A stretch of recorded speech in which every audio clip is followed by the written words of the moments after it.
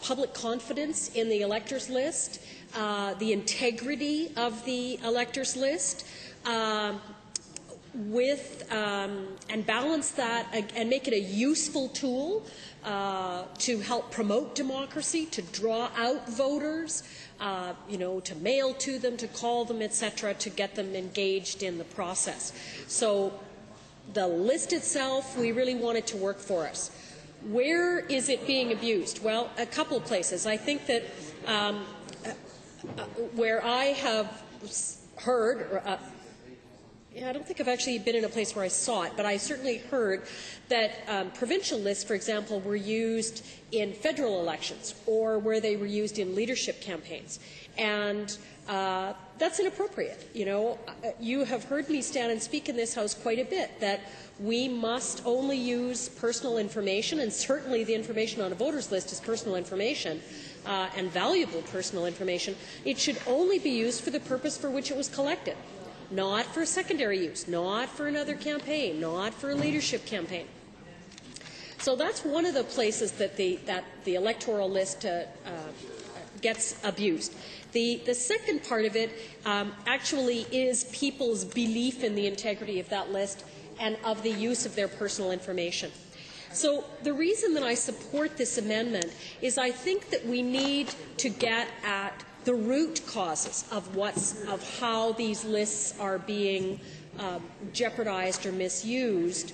And what I see in this legislation is that it's being it's treating a symptom, not the disease. So let me break this down a little bit. I can remember when electors' lists used to be posted publicly.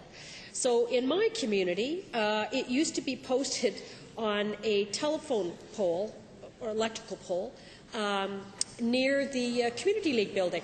And it was a sheaf of papers, and it was kind of stapled up there.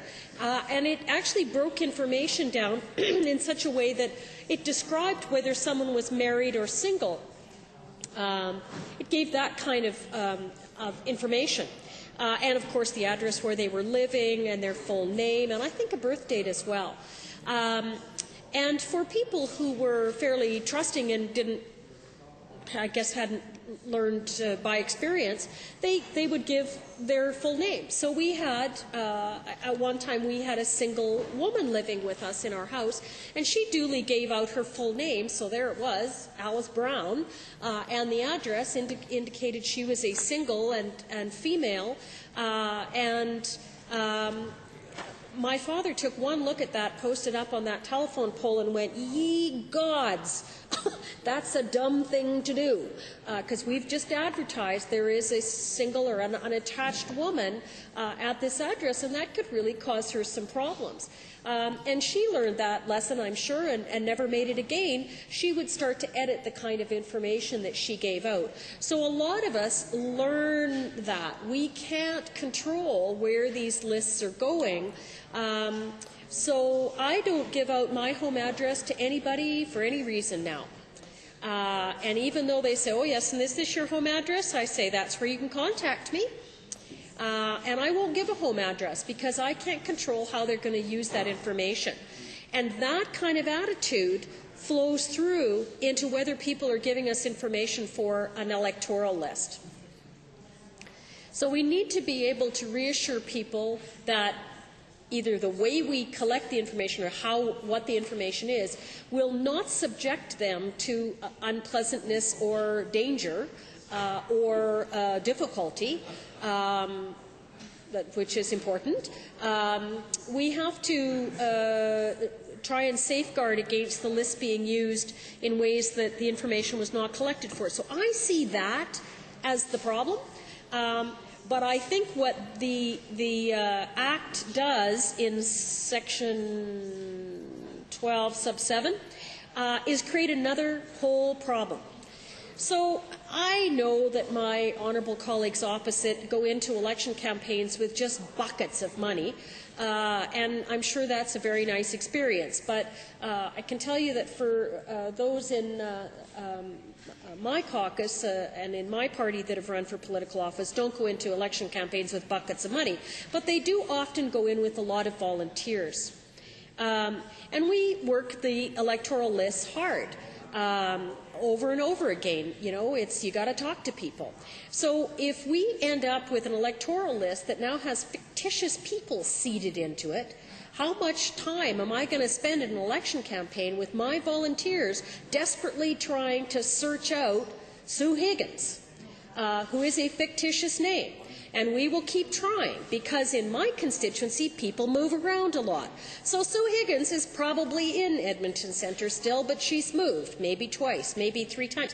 You know, I get 50% of my, still 50% of my constituents will not be there at the next election.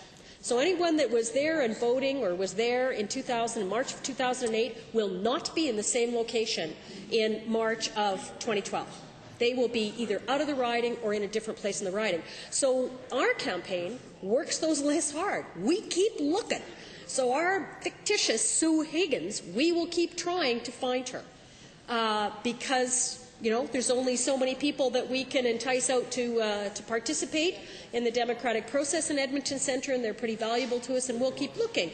So it's to my campaign, that's cruel punishment, to make somebody keep looking for a trick that's in there to try and stop me from doing something I wouldn't do anyway. Now, I know those lists aren't supposed to go anywhere else, and I will protect them because I believe in that. And I've spoken so often in this House that we are only hurting ourselves when we wink and look the other way and allow people's personal information to be used in a way beyond that, be used for a purpose beyond that for which it was collected. And this is a perfect example of why you don't let that stuff happen. But as my colleague said, evil happens. I think there's a shorter version of that, or slightly different words with a more colloquial expression that starts with an S. But essentially, things go wrong. People disobey because it's easy and convenient. But I cannot believe that this is an effective way to stop that. I mean, it doesn't stop it. It doesn't stop people from taking that paper copy and walking out of a provincial campaign office and putting it in a file folder and taking it out and walking it across the street to a federal campaign office. It doesn't stop them from doing that.